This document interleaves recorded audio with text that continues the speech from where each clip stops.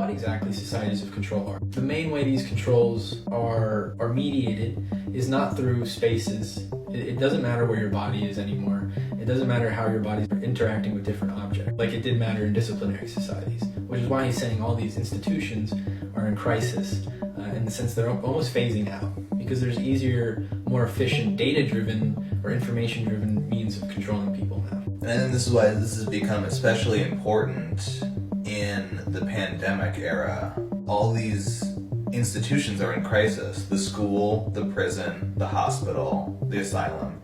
People can't be in physical spaces together anymore. Mm-hmm. It is literally dangerous for too many people to be in one space now. It is the perfect situation for accelerating what Deleuze is talking about, in terms of our inability to relate to one another with our bodies.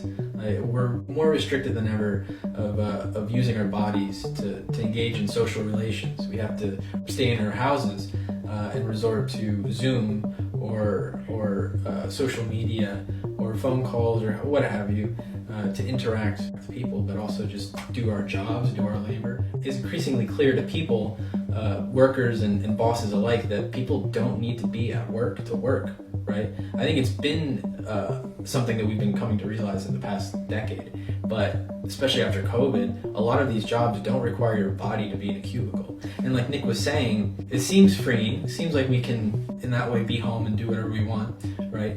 But a conversation we had next to the fucking water cooler, right, where we can engage in banter and whatnot, it wasn't recorded, it wasn't created into data, and it wasn't being sold essentially to someone. In your home, there's no one telling you to clock in, but there is a machine that is recording when you start, what emails you send, who you talk to, how long you talk to them, what the contents of your conversation are. Mm-hmm. And whether it's the government or the company that you're working for or a hacker, that information exists and can be accessed by others. It's hard to stress this point about, like, a lot of people think, well, what's the problem, right? I think people have a general disposition to surveillance these days, of it being not like an inconvenience, but not being a true problem.